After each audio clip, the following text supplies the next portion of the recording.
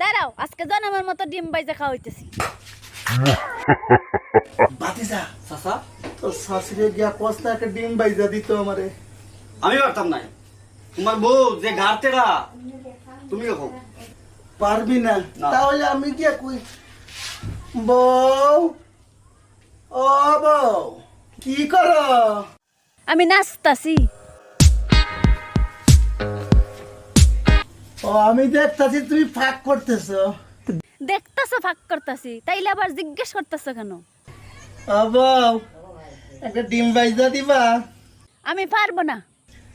তোমার মাথা এত গরম কে? গরমের মধ্যে রান্না করতেছি, মাথা গরম থাকবো নাকি ঠান্ডা থাকবো? দেও না বউ, এই পেটের মাঝে বহুত ভুক লাগছে। একবার কইছি না পারবো না। আমার লক্ষ্য শুনো বউ।